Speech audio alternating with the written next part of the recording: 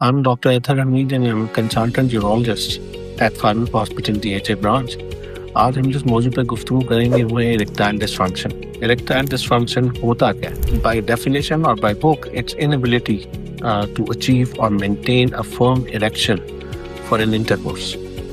आप जो मर्द हजरात होते हैं वो अपने अज़दवाजी ताल्लुक़ में इंटरकोर्स करने के लिए एक जो रिक्वायर्ड जो ज़रूरत होती है जितनी उज़्व तनासुल की सख्ती और उसके अकड़ाव की वो हासिल नहीं कर पाते तो उसको इरेक्टाइल डिसफंक्शन कहा जाता है। इसकी वजूहात होती जो सबसे ज़्यादा अहम वजह है वो है स्ट्रेस और एंजाइटी।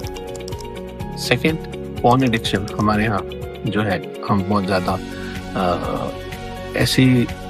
ऐसी चीज़ें देखना चाहते हैं जो आम जिंदगी में मुमकिन नहीं। तीसरी, स्मोकिंग। बहुत ज़्यादा एक हैबिट है जिससे खून की शराबें कम हो सुकड़ जाती हैं और खून का बहाव कम हो जाता है जिसकी वजह से आप इरेक्शन मेंटेन नहीं कर पाते।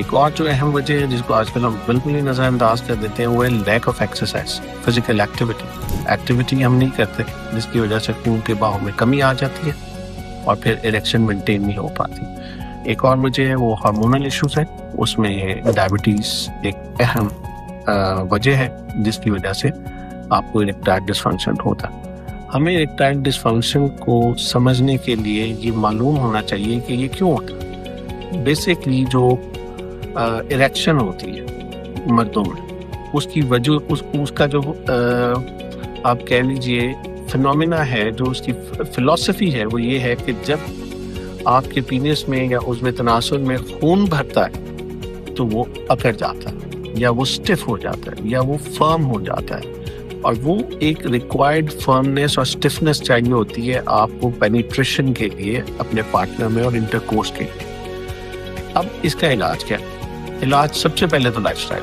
आप स्मोकिंग छोड़ दें, आप अच्छी एक्सरसाइज करें, आप पॉर्न एडिक्शन छोड़ दें। These all are lifestyles. इसमें तकलीफ तो एक ही है, हार्मोनल इम्बैलेंस, जिसमें ज़्यादा कॉमन डायबिटीज़ होती है, एज एंड डायबिटीज़।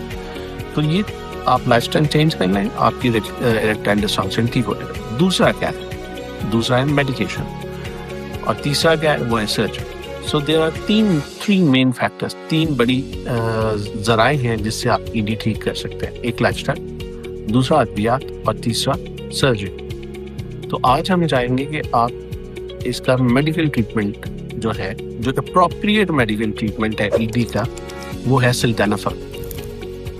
और उसमें भी हम ये चाहेंगे कि आपको ये मालूम होना चाहिए कि क्वालिटी ऑफ मेडिकेशन बड़ी इंपॉर्टेंट होती है। अच्छे ब्रांड्स की जो अद्वियात होती हैं जैसे कि सिल्डेनाफिल है जो पाकिस्तान में अब लॉन्च हो गई है, एक लोकल ब्रांड है और एक अहम ब्रांड है, अच्छी कंपनी का ब्रांड है। अगर आप सिल्डेनाफिल लेंगे तो वो आपको ईडी में हेल्प कर सकती है।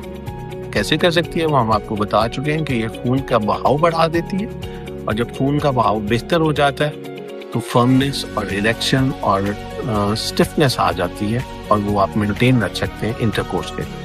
तीसरा इलाज सर्जरी है। तो अगर आपको ईडी का प्रॉब्लम है तो अपने डॉक्टर से रुजू करें और अच्छी अद्वियात लें। Thank you.